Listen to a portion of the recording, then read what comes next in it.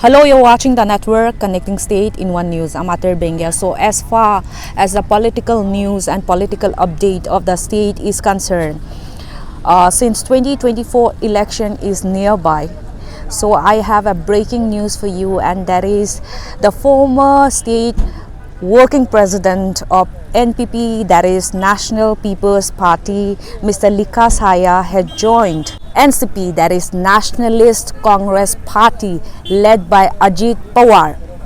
Likha Saya has joined as a state president of Arunachal Pradesh. Well, Ajit Pawar has been serving as a deputy CM of Maharashtra since 2nd of July 2023.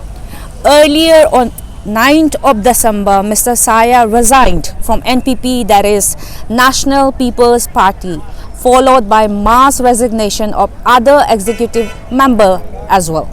Meanwhile, the dynamic of politics is always been unpredictable. So let's hear from Mr. Saya himself why he decided to shift from NPP, that is National People's Party, to NCP, that is Nationalist Congress Party. Stay tuned with the network. So here's a report.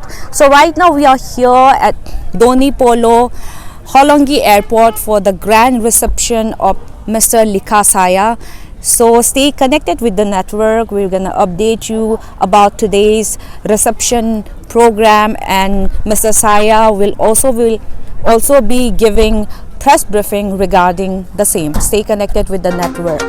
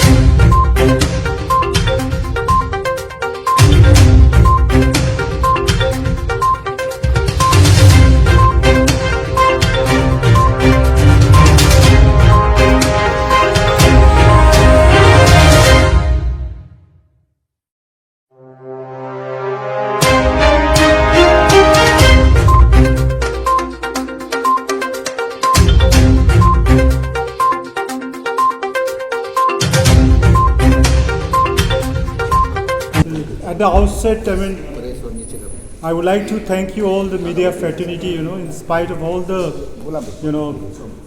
since, I think 3 o'clock, you guys are with us, because there was a lot of, traffic jam on the way to this place, and I know the difficulties you face it. In spite of that, you all are with us. So I just want to introduce, our, Nationalist Congress Party who are here today on the dais. I just want to introduce on my right side, Shri Subodh Basurao Mohiti. He was a one-time honorable, former Union Minister, Government of India, and come National General Secretary at the moment of Nationalist Congress Party, also in charge of Northeast. And I would like to introduce on my left, Shri Sanjoy Prajapati, Co-Coordinator, Observer, Northeast State, and member of the Nationalist and NWC, NCP. And I myself, Sushil Huidrom, I'm the National Secretary for the Nationalist Congress Party. And on the far right side, Sri Arjun Gulabro Pillai, General Secretary, Maharashtra NCP, Ajit Pawar. So I think I've introduced, the team which came from Delhi. And I would like to introduce our new appointed President of Arunachal Pradesh, Sri Lekha Sayaji. So would you would like to ask questions, or should I, should I brief?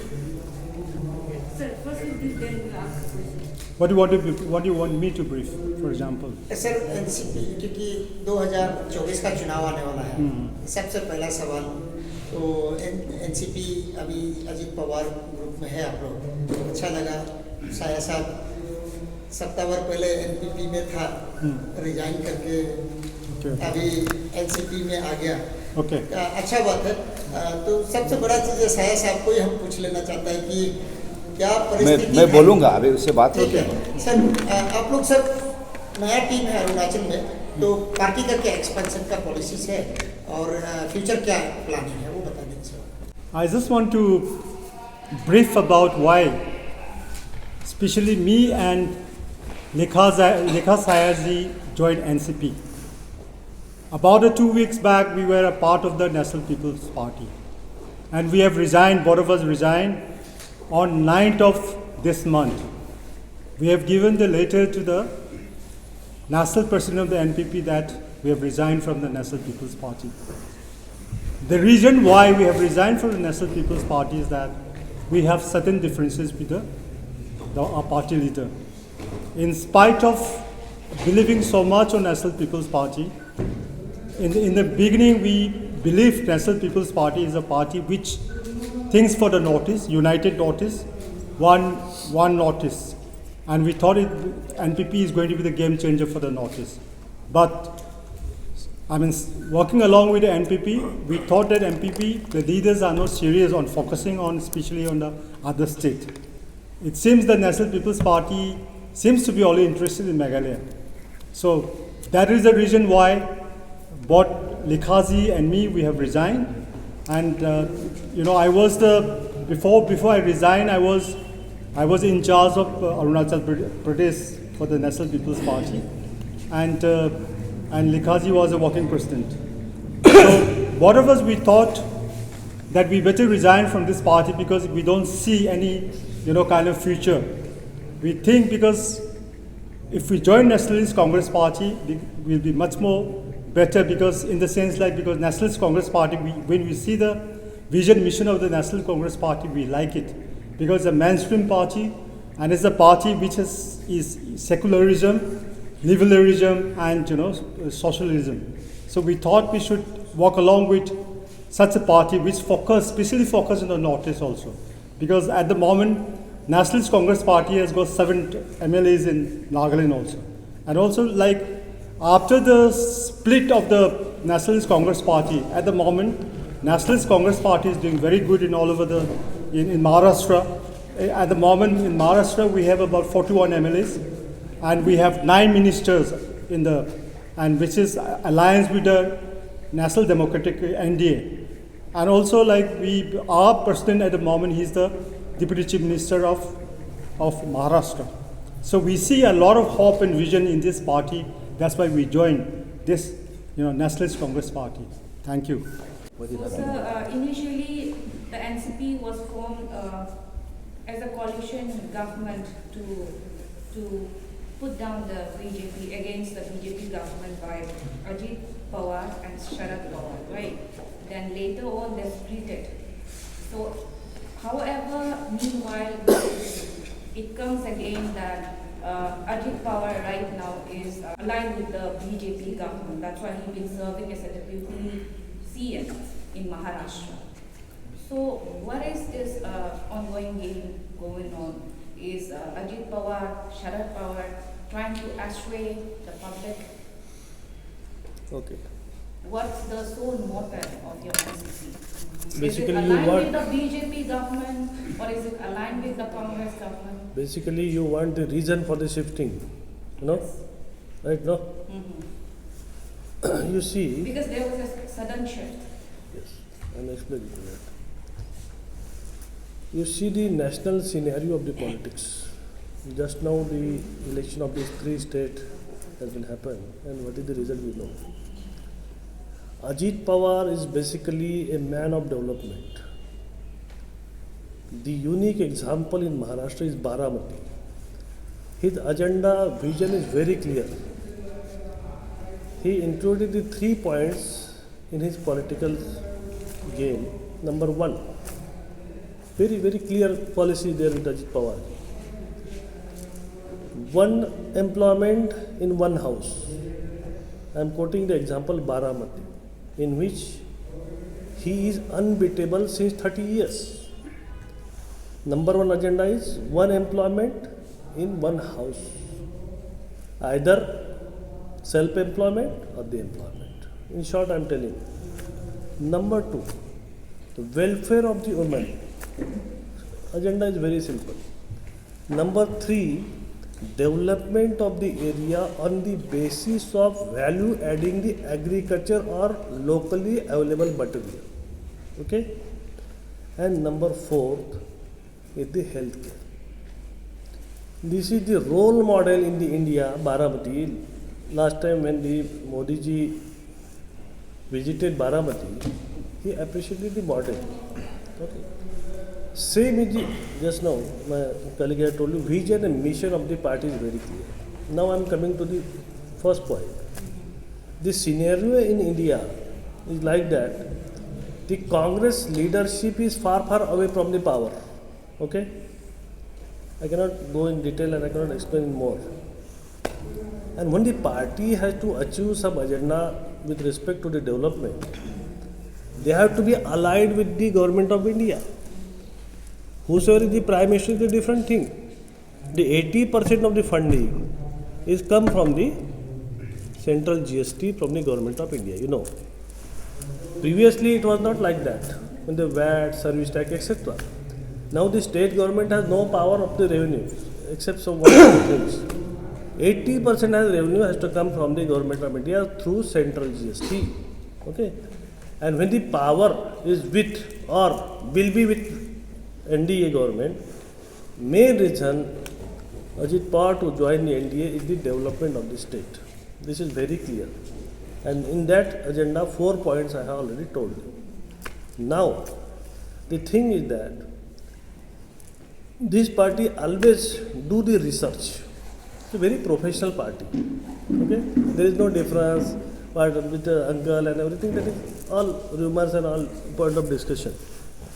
Before taking Saya in the party, he may not be disclose this, the party had did the research. He is the colleague of my fellow who is working in the Nashik.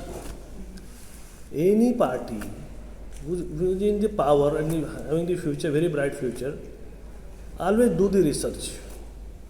With respect to Sayaji, I will tell you, the party has found 2-3 things in his personality. And I also realized when I come with him 3-4 hours from the airport, he is very dynamic leader. No doubt he is young. He will be young till death, I think so. Very dashing.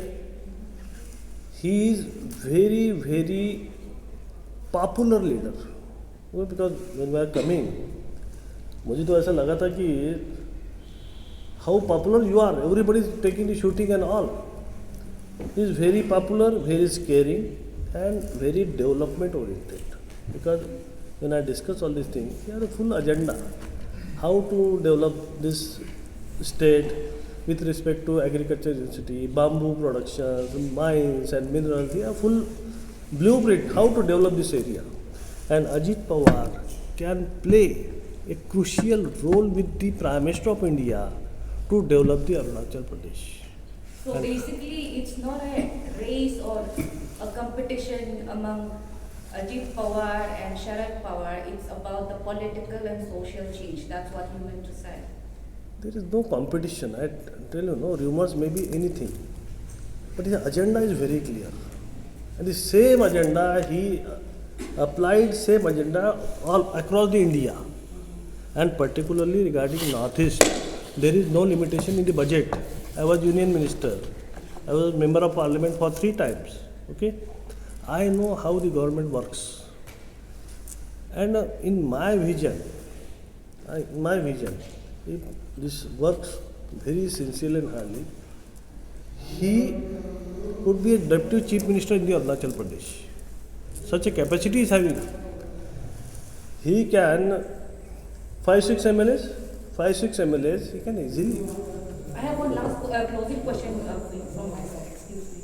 So, how can NCP make sure that Likha Saya being appointed as a state president for NCP would be counted he'll be treated accountably, he will get the credible, and he get all the help and resource from the central government, Because I already told you, he's a man. Initially, what NPP assured when contrast to that. So that's why this time we want to make sure. Regarding his personality, no, I already told you, he's a man of vision, man of development, has very good background and very long way to go because of his age. That is very clear. So, unlike other states, festivals in Arunachal, they are considered as a money festival. Like elections are considered as a money festival in Arunachal. Even voters also seek money for casting their vote. And even if you give to some tickets to some candidates, aspiring candidates, even they will also seek money to spend in elections. So how do you, your NCP will pour huge amount of money to win elections, or you will end this money culture in Arunachal Pradesh? We don't believe in money culture. We don't, This is particularly going on in NCP. Arunachal Pradesh. What is going here, we don't know. First time I'm coming here. How much money and where go and how, I don't know. But the NCP, NCP is such a party who don't believe in money, It's going on in Arunachal Pradesh. Maybe may not be, I The don't money know festival. exactly because I'm coming first time. But NCP's focus is very clear. And ये अगर चुन के आते, you will see the change in the development. Now suppose 1,000 crores is coming from central government. Ajit Pawar will go to the Prime Minister, give 2,000, 3,000 crores. And there will be a fixed term planning for, You are alliance with the BJP in this government. We are in the NDA. You will support this government if your MLAs will come. Yeah, definitely. We are in the NDA. We are a separate entity. We are a separate party, separate ideology. But development partner, you can say, we are with the NDA. Sir एक तो अच्छा आपने बताया कि we are in the part of NDA, लेकिन आप किस नज़र से देखते हैं यहाँ अरुणाचल प्रदेश में जो है बीजेपी का सरकार है, डबल इंजन जो बोलते हैं आप लोग, जब एनडीए का जब पार्टनर है तो आप डबल इंजन ही बोल देते हैं, तो डबल इंजन का सरकार है या अरुणाचल प्रदेश में भी आप लोगों का कुछ ऐसा प्लानिंग फ्यूचर है क्या? क्योंकि लिखा साया जो कल परसों पार्टी में जो था उसका ऑलरेडी 4 MLA यहाँ पड़ा हुआ है, ऑलरेडी स्टिल है भी, तो आप क्या स्कोप लेके जा रहे हैं कि 4 से 40 पहुँचेगा क्या, ऐसा कुछ टारगेट लेके जा रहे हैं? हमने ऑलरेडी आपको बोल दिया कि इनके माथे पे हमको जो लिख रहा है कि next deputy chief minister will be लिखा साहब, एक लाइन में बोल दिया आपको। पोटेंशियल सर आपने कहा कि एनडीए के साथ आपका अलायंस है, तो जहाँ से लिखा साहब सर आता है वहाँ में ऑलरेडी बीजेपी का एमएलए है, तो आप लिखा साहब को वहाँ से उठाएगा बीजेपी का ओपोनेंट? देखिए, no seat is permanent for no person. Okay, अभी आपने 3 स्टेट में चुनाव देखा, जितने सीटिंग एमपीज थे उनको पता ही नहीं चला, जैसा प्रहलाद पटेल लड़े, उसके बाद में तुम्हारा नरेंद्र तोमर, तो बहुत सारे लड़े, नहीं समझे। Only BJP and NDA is the only alliance who work on the merit basis. Okay, they have all the reports, all intelligence report, all ground reports, and I think he stands in the merit first. This is my answer. So this is the beginning of Nationalist Congress Party in Arunachal Pradesh. और you जैसे आपने कहा Likha Saaya can be deputy chief minister of Arunachal Pradesh, तो planning क्या है?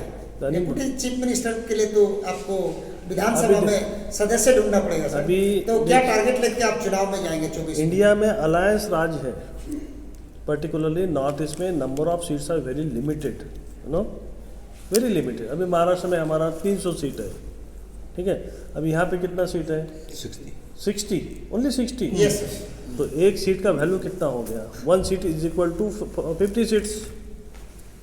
If you consider the bigger state, तो 1 seat is equal to 60 seats. अभी आपका आना अरुणाचल प्रदेश में बहुत एक इम्पोर्टेंट मैसेज देता है अरुणाचल वासियों को, क्योंकि जितना नेशनल पॉलिटिकल पार्टी का लीडर लोग आ रहा है, क्योंकि चुनाव भी आ रहा है साथ में, तो तैयारी क्या है? हम लोग बार बार वही आपसे पूछ रहे हैं कि 2024 का क्या तैयारी है अरुणाचल प्रदेश में? 24/7 सिग्नल है, identify a man, do his work, make him a party voter, train him, make him a worker, give him the training, make him the leader and put him in the field.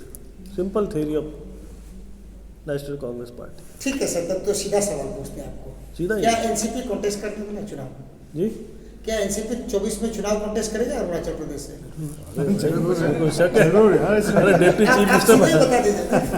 बिल्कुल करेगा, बिल्कुल करेगा और ताकत से करेगा। चुन के आएंगे और हम तो जो हमारी जो होप है, अभी पता नहीं है लोकसभा लड़ेंगे कि नहीं लड़ेंगे, पर he will next deputy chief minister हो जाए।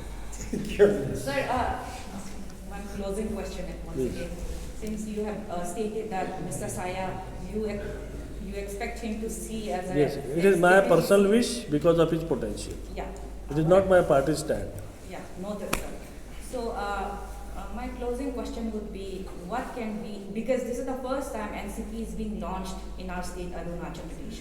So, what can we expect from NCP in terms of economic change, social change, and political change and education change? I told Change you. in education. I told you. Just one more. Yes, I'm winding up. Social change. First, our priority is women empowerment. In women empowerment, health is first and foremost. Education, I don't know what is the drop-off rate in the women. That will be rectified. Employment, okay. Agriculture-based industries, whatever the available raw material is there will be blueprint of the development. Social, economical and even spiritual also. हमने देखा कितना बड़ा church इन्होंने बनाया है, a very spiritual man, okay.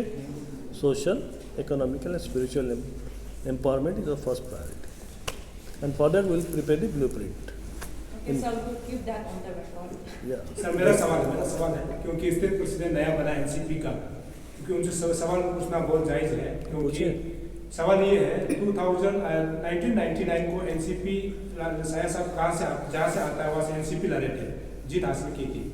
2004 NCP लड़ता है, उसमें भी जीत हासिल होता है। 2014 को अभी मौजूदा जो विधायक बीजेपी के हैं उनके जो है मिसेज जो लड़ती है वो जो है बहुत क्लोज फाइट से हार जाता है एनसीपी टिकट से।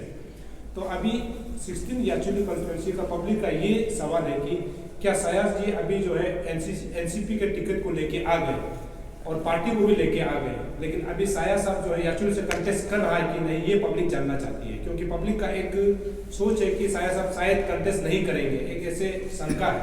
तो साया साहब से हम जानना चाहते हैं। तो वही बताएंगे। साथ में यदि आप कंक्लूड एक ही थ्रो में कंक्लूड करना चाहते हैं तो थोड़ा सा वही पूछ लेता है कि क्या लिखा साया को एनपीपी छोड़ना मजबूरी था और एनसीपी में जुड़ना जरूरी था?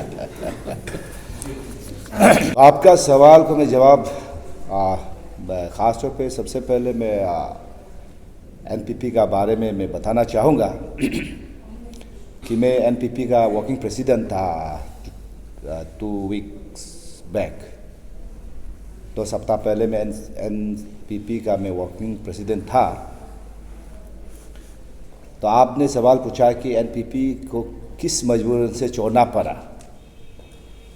मैं आपको बताना चाहूँगा कि मैं जब भी जहाँ भी मैं बात करता हूँ, मैं पार्टी का बारे में, I am from organisation background. Party में 3 कारण से पार्टी में शामिल होते, पार्टी लेते हैं, पार्टी में जो पोस्ट देते हैं। एक कारण है बनने के लिए आता है, एक कारण है बनाने के लिए आता है, एक कारण है सर्वाइवल के लिए आता है। तो मैं एनपीपी पार्टी जो कि उसका अध्यक्ष है कॉमरेड जी और उसका जो जनरल सेक्रेटरी महासचिव है जेम्स शर्मा जी, तो ये पार्टी में मैं एक्चुअली बनने के लिए और बनाने के लिए आया था। मैं यहाँ सर्वाइवल के लिए नहीं आया था ये एनपीपी पार्टी में। मुझे बहुत एक्साइटमेंट था ये एनपीपी पार्टी मुझे जो वर्किंग प्रेसिडेंट बनाया था। एक्चुअली ख़ास तौर पे मैं वर्किंग प्रेसिडेंट के लिए नहीं आया था, मैं ये पार्टी को लीड करने के लिए आया था। कुछ टेक्निकल प्रॉब्लम था तो मुझे कुछ समय के लिए वर्किंग प्रेसिडेंट बनाया था।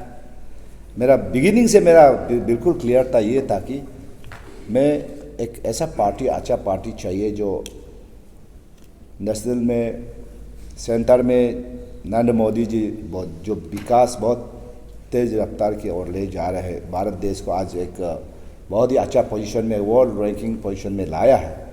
प्रदेश में पेमा खांडू जी जो इतना विकास कर रहे हैं, तो उसी का साथ एक पार्टनर बन के कुछ डायरेक्टली और इनडायरेक्टली में मेरा कॉन्स्टिट्यूंसी के लोगों को, मेरा प्रदेश के लोगों को मैं सेवा करना चाहता था।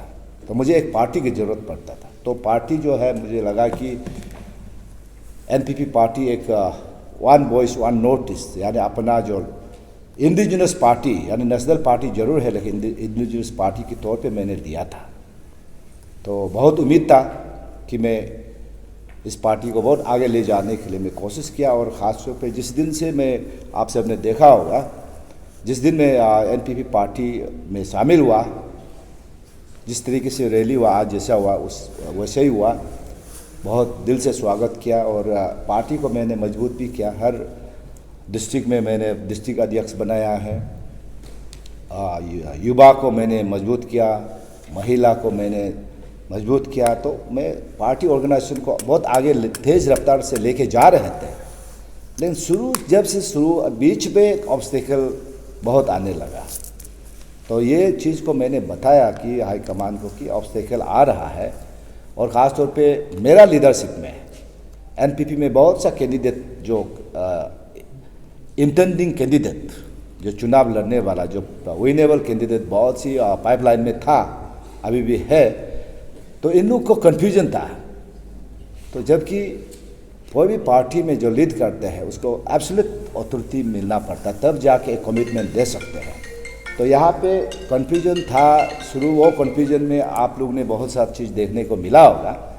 इसी कन्फ्यूजन के बाद एक बार फिर हाईकमान यहाँ विजिट किया, सॉल्यूशन नहीं कर सका, तो मुझे जिम्मेदारी देगा बोला, नहीं दे सका। फिर सेकेंड टाइम इस बार 30 में मीटिंग हुआ जेम्स शर्मा के घर पे। फाइनल कंक्लूजन हो गया कि 9 को आके 10 को मुझे पूरा अथॉरिटी देना था, क्योंकि हमारे हाथ में समय नहीं है। We are running out of time, election is nearing. तो हम लोग मीटिंग किया, मीटिंग करके आज 30 को किया, 9 को आके 10 को डिक्लेयर करना था मुझे। तो हम लोग तैयार होके, टिकट भी बन गया था। तो सडनली 7 तारीख को, 7 को ना, 7 तारीख को उल्टा प्रभारी बदल दिया, जो यहाँ का जो को इंचार्ज लोग को हटा दिया। आज तक कोई खबर नहीं क्या मतलब से आता है, और अभी आज तक कोई कोऑर्डिनेशन नहीं है। तो मुझे ऐसा लगा कि ये पार्टी को मैंने बहुत मेहनत किया। जो 6 महीना, जो मुझे 2 महीना रुकने का बात था, लेकिन 6 महीना मैंने रुका और काम बहुत मेहनत किया और पार्टी को बहुत आगे लेके भी जा चुका था। तो फाइनली मुझे ऐसा लगा कि ये पार्टी जो है, ये नेशनल पार्टी जरूर है, सारा नॉर्थ ईस्ट के लिए नहीं, सिर्फ सेंट्रिक यानी जो मेघालय पार्टी जैसा लगा मुझे, लगा ना ऐसे ही है। मैंने एक चीज़, उसका जो विधायक, यानी अरुणाचल में 4 विधायक हैं, 4 विधायक आज तक जितना बार हाई कमान में जब से वर्किंग प्रेसिडेंट बना, आज तक मैं देखा नहीं। 2 टाइम्स हाई कमान आया, 2 टाइम्स कभी वो 4 विधायक को देखा नहीं। तो मुचुमिथी वो तो हाँ मुचुमिथी कभी कभी उस पर शामिल था। तो मैंने पता किया कि नागालैंड में भी कुछ विधायक 5 बना है। तो पता मुझे ये रिलायबल सोर्स से पता मुझे इन्फॉर्मेशन मिला है कि आज तक नागालैंड में हमारा जो एनपीपी पार्टी जो अध्यक्ष नागालैंड में आज तक एमएलए को, विधायक को मिलने गया ही नहीं। तो मैं तो यहाँ पे वर्किंग प्रेसिडेंट बनने के बाद मैं बहुत गुस्सा था ना विधायक लोग से। ऐसा तो हाई कमान आने दे के भी मिलने ने कर्सी कॉल भी नहीं करता है। लेकिन इस बार मुझे बाद में पता चला कि ये लोग ऐसा, जैसा बच्चा पैदा करता है तो बच्चा को सिर्फ पैदा करने से नहीं होता ना, उसको नर्चर करके तो चलने सिखाना पड़ेगा। तो ये पार्टी ऐसा हो गया कि मिस बच्चा पैदा करके यहाँ पैदा करके छोड़ दो, उस स्थिति में छोड़ दो, बच्चा जिंदा है ना मुर्दा है कोई खबर नहीं है। तो इसी तरीके से मैंने मणिपुर में भी देखा है वही सिचुएशन है।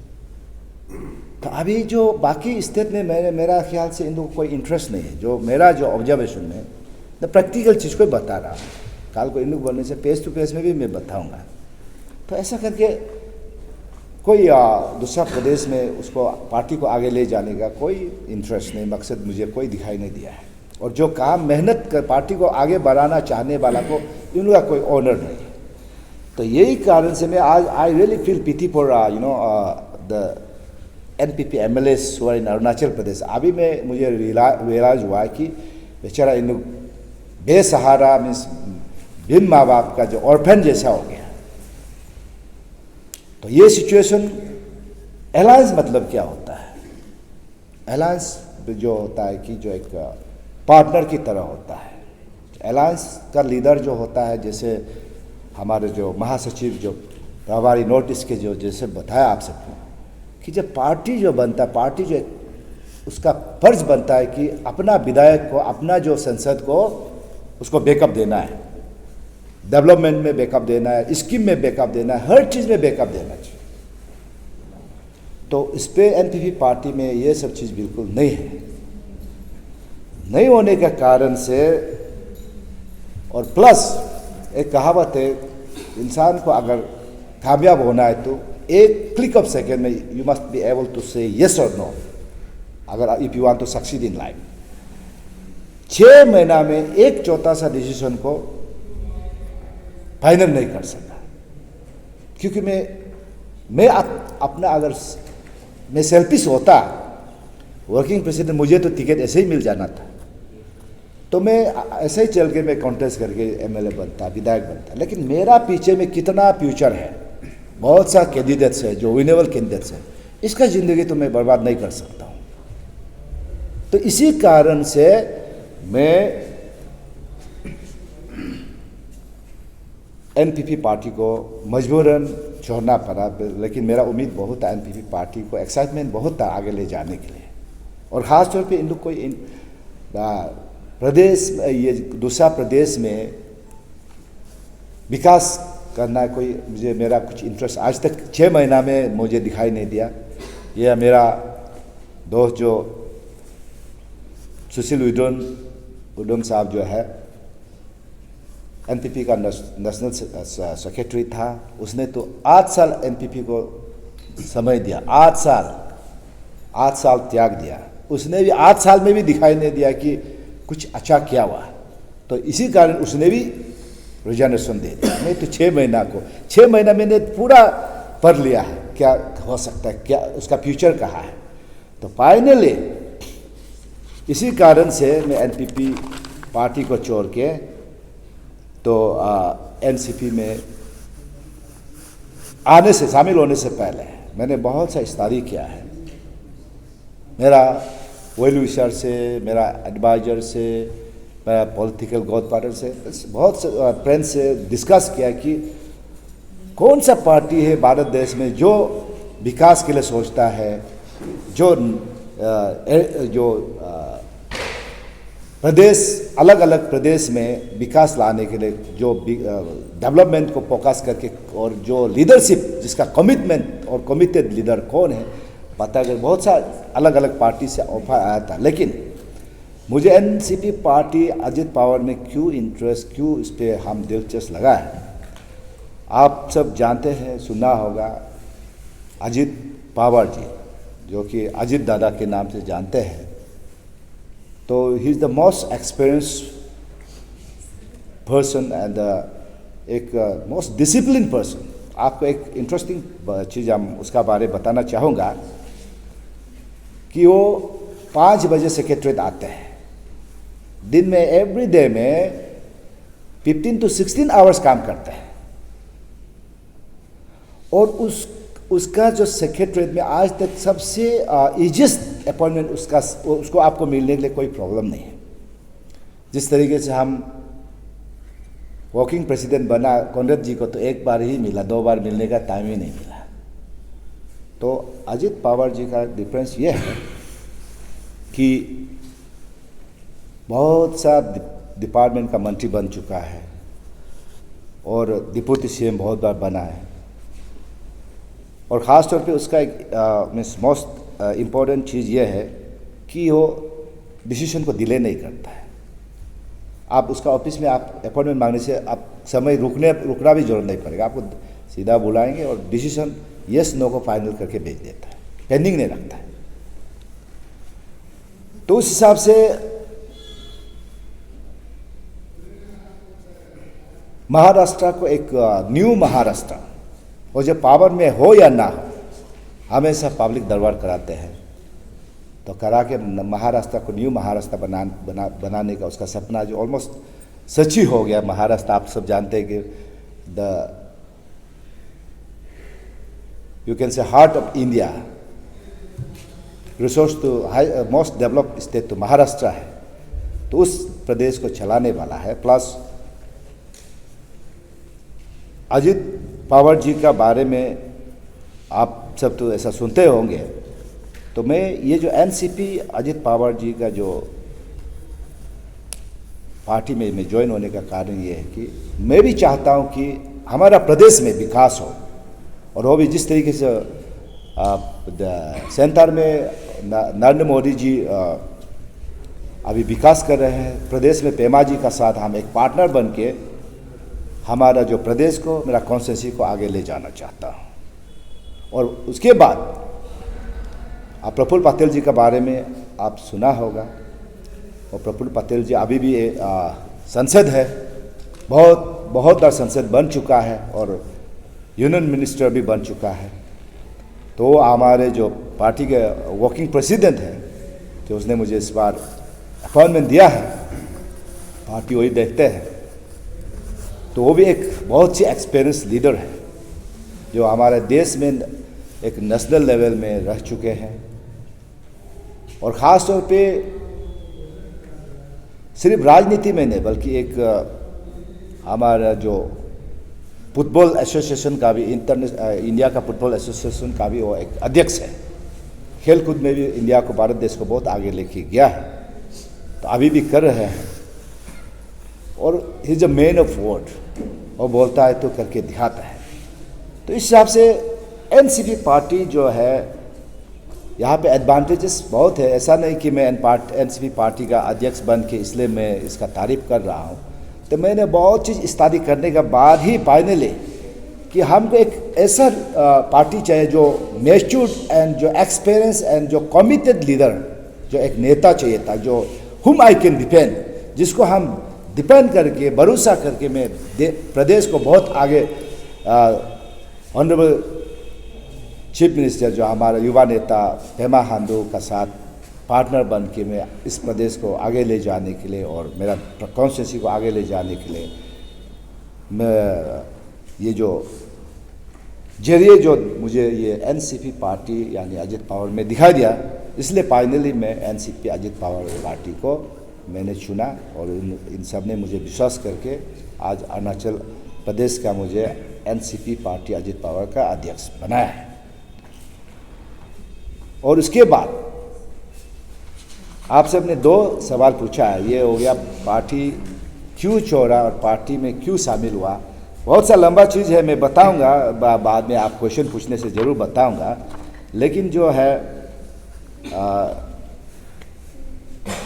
राजनीति एक्चुअली का बारे पूछते रहते हैं। मैं लास्ट टाइम, क्योंकि हम सब जो है कोई राजनीति में क्या होता है, समझ के भी नहीं समझता है, सुन के भी नहीं सुनता है। मैं पहले भी बता चुका है कि अगर कोई पार्टी लेता है तो पार्टी को ऐसा मजा करके नहीं लेता है, चुनाव लड़ने के लिए तो पार्टी लेता है। उसका अलावा हम अपना अगर इंडिविजुअल अगर पार्टी राजनीति में अगर इलेक्शन कॉन्टेस्ट करना नहीं चाहता था तो मैं कई सरकार का पोस्ट लेके आराम से बैठ सकता था, बिजनेस कर सकता था। तो पार्टी लेने का मतलब है कि चुनाव लड़ने के लिए। और मेरा कॉन्स्टिट्यूंसी का लॉ को मैं एक क्लियरिफिकेशन देना चाहूँगा। कोई कोई प्रदेश में ही बोलते हैं कि कल वो पार्टी था, आज ये पार्टी क्यों हुआ। मैंने आपको क्लियर कट बता रहा हूँ कि मैं पार्टी को लीड करने के लिए मैंने डिस्कशन करके एनपीपी में आया था, लेकिन उन लोग का डिसीजन डिले का वजह से मैं उसको छोड़ना पड़ा। अभी मुझे पार्टी को लीड करने का एक opportunity NCP party Ajit Dada ने मुझे दिया है। मैं इसको तन मन से ये पार्टी को अरुणाचल प्रदेश में आगे लेके जाऊंगा और आने वाला कल में जो होना है I do my best, living the rest on God. भगवान ऊपर वाला जो भी है, वी आर जस्ट, मैं हमेशा बोलता हूँ कि हम इंसान जो एक कलाकार है, यानी एक्टर एक्ट्रेस और कॉमेडियन है, the real director who is on the top, उसको बोलता है भगवान। भगवान जो हमारा रियल डायरेक्टर है। आज हम सब शामिल है या एनसीपी पार्टी में मैं अध्यक्ष बना प्रदेश का, और यहाँ महासचिव, सचिव और यहाँ के प्रभारी लोग आए हैं, सचिव लोग आए हैं। हमारा क्वेश्चन आपसे सीधा है सर, क्योंकि आप 16 याचुली से आते हैं सर। 16 याचुली में बीजेपी का ऑलरेडी एक मिनिस्टर है जो बीजेपी पार्टी से आते हैं। आपका पार्टी भी सर सेंटर में, मतलब एक तरह से बीजेपी के साथ अलायंस है सर, तो आप उनके अगेंस्ट में खड़े होंगे क्या याचुली से? क्योंकि जनता का भी एक क्वेश्चन है कि लिखा साया इस बार आएगा कि नहीं, बहुत सारा रिमोट चल रहा है सर, तो उसको लेके आप क्या कहना चाहेंगे? तो इस बार जो है मैंने पहले बता चुका है कि पार्टी लिया तो इस बार कॉन्टेस्ट तो मैं पक्का करूंगा। मैं पहले ही अनाउंस कर चुका, पक्का करेगा एमएलए विधायक तो करेंगे। अगर नहीं करना तो मैं पार्टी को लेके क्या करूँगा आप बताइए। विधायक नहीं तो संसद कॉन्टेस्ट करना ही पड़ेगा ना। अगर कॉन्टेस्ट ही नहीं करेगा तो मैं पार्टी को लेके क्या करूँ आप बताइए। तो इस हिसाब से हाँ, कोई लोग होते हैं कि पार्टी में लेके हाँ खुद नहीं करके दूसरा को कॉन्टेस्ट कराता है, ऐसा भी हो सकता है। लेकिन मैं तो खुद कॉन्टेस्ट करने का मूड में है, इसलिए मैं लास्ट टाइम भी मैं अपना अगर सिर्फ इंडिविजुअल बेनिफिट के लिए सोचने से मैं एनपीपी में रह के मैं अपना टिकट लेके कॉन्टेस्ट करना था। लेकिन मेरा साथ में और भी थीम है जो विनेबल, जो जिसमें प्रेजेंट जो बीजेपी सरकार में शायद टिकट नहीं मिलेगा, तो ऐसा बहुत से विनेबल कैंडिडेट है। उनका फ्यूचर को मैं देखते हुए मुझे ये एनसीपी पार्टी लेना पड़ा, सो दैट इन लोग को भी एक डायरेक्टली इनडायरेक्टली पेमा खांडू जी का पार्ट और नरेंद्र मोदी जी का साथ में पार्ट में एक पार्टनर बन के विकास करने का एक मौका मिले, इसीलिए मैं ये पार्टी में ज्वाइन। जैसे कि आपने कहा कि आप पेमा खांडू और नरेंद्र मोदी के साथ मिलकर विकास करके काम करेंगे, तो सर आपको अभी क्या कमियां दिखाई दे रहे हैं जो 16 याचुली में जो कमियां जिसको आप लेके इस बार इलेक्शन में आएगा सर? याचुली कॉन्स्टिट्यूंसी का बारे बोला जाए तो आप सब जानते हैं कि मैंने विकास जितना किया उतना तो शायद बहुत सी कम कॉन्स्टिट्यूंसी में हुआ होगा। रोड कनेक्टिविटी से लेके इलेक्ट्रिसिटी, वाटर सप्लाई, एजुकेशन में, हर चीज़ में, इवन लिविंग स्टैंडर्ड से लेके horticulture, agriculture, fishery, A to Z, ऐसा चीज़ जो नहीं है। इवन थीम है, आप सब प्रैक्टिकल देखता होगा। मैं प्रैक्टिकल मैन ऑफ प्रैक्टिकल में बोलता नहीं, मैं करके दिखाता हूँ। प्रैक्टिकल जितना मैंने किया शायद अरुणाचल में ऐसा लीडर में जितना मैंने किया ऐसा शायद आधुनिक बाकी लीडर लोग खराब पा सकता है। प्रैक्टिकल में मैं जितना एग्री हॉर्टी फिशरी में ध्यान दिया उतना शायद बहुत कम लोग दिया होगा। आप लोग तो प्रैक्टिकली देखने को भी मिलता है। तो विकास तो मैंने सफिशिएंट कर चुका है, और भी कुछ होगा, लेकिन वो तो हम कौन से चुनाव में भाषण मारूंगा, आप यहाँ पूरा बता देंगे कैसा होगा। तो उस हिसाब से सर मेरा एक क्वेश्चन रहेगा, आप जब एनसीपी ज्वाइन किया था, एनसीपी का हलचल काफी हुआ अरुणाचल प्रदेश में, आपकी लीडरशिप को देखने के बाद में मास मेंबर ज्वाइन किया है, नामसाई ने ज्वाइन किया है, काफी कॉन्स्टिट्यूंसी में ज्वाइन किया है, तो अभी क्या एस्पिरेट क्या करना चाहेंगे आप, क्या कहना चाहेंगे उन मेंबर्स को जो आपको लीडरशिप देखने के बाद एनसीपी में ज्वाइन किया गया था, लेकिन आप तो पार्टी चेंज कर गए? ये जो मैं तो इन सबको यही कहना चाहूँगा कि इन लोग मेरा लीडरशिप को भरोसा करके अगर उन सब ने ज्वाइन किया है, तो मैं बता रहा हूँ कि इस पार्टी एनपीपी में फ्यूचर नहीं है, तो या अभी एनसीपी में फ्यूचर है, तो इन सबको तो रिजर्वेशन मास रिजर्वेशन देके मेरा साथ ज्वाइन करना चाहिए। अगर इन लोग समझदार है, ना समझे तो मैं इंसान को तो आप जबरदस्ती नहीं कर सकता है। चुनाव का तैयारी हो रहा है, बहुत अच्छी बात है। 24 में आपका एनसीपी के लिए अरुणाचल प्रदेश क्योंकि आप अध्यक्ष बन के आए हैं, तो क्या विजन और सपना लेके कितना सीट में कॉन्टेस्ट करने का प्लानिंग है? 60 विधानसभा और 2 संसदीय क्षेत्र है। ये जो अभी आज ही मुझे रिसेप्शन हुआ, आज ही मेरा स्वागत हुआ प्रदेश में, तो मैं तो अध्यक्ष तो इस बार बन के पहुंचे ही है। आज फर्स्ट टाइम आप सबको मिला अध्यक्ष बनने के बाद। मुझे तो कुछ समय तो लगेगा, जो प्लानिंग करके आपको मैं ज़रूर बताऊंगा कि मैं कितना सीट में हम लड़ने वाला है, वो आपको ज़रूर मैं बुला के ही बताऊंगा। अब अगर नहीं भी आने से हम सबको डिस्कस चर्चा करेंगे। कॉन्स्टिट्यूंसी पे अभी कॉन्स्टिट्यूंसी पे हम सारा प्रदेश में सुनाई दे रहा है ना, सारा प्रदेश में हम अभी टूरिंग करने जा रहे हैं। हर कॉन्स्टिट्यूंसी में जाएंगे, हर डिस्ट्रिक्ट में बूथ लेवल तक जाएंगे, बूथ कमेटी तक जाएंगे, जाके किस कॉन्स्टिट्यूंसी में हम विधायक बनाना है, किस कॉन्स्टिट्यूंसी में हम एनसीपी का विधायक उठाएंगे, संसद में शामिल होगा ना, विधानसभा में विधायक बनाएंगे ना, संसद बनाएंगे, वो हम हाई कमान का साथ डिस्कस करेंगे और ग्रास रूट का साथ डिस्कस करके। अभी मैं कमेटी बनाना बाकी है, अभी मैं कमेटी बनाऊंगा। कमेटी बनाने के बाद ग्रास रूट तक सबको, मेरा जो कार्यकर्ता को ग्रास रूट बहुत लेवल तक भेजेंगे। भेजने के बाद ग्राउंड वर्क करने का बाद ही हम आपको बता सकेंगे। अभी ग्राउंड वर्क शुरू बात नहीं करके हम लोग एक लोकल में कहावत है, निसी में सुदुम ले माई के लेंचो, माने शिकार में हरिन निकालने से पहले कुत्ता निकालने से नहीं होगा ना, आगे हरिन निकालना पड़ेगा ना।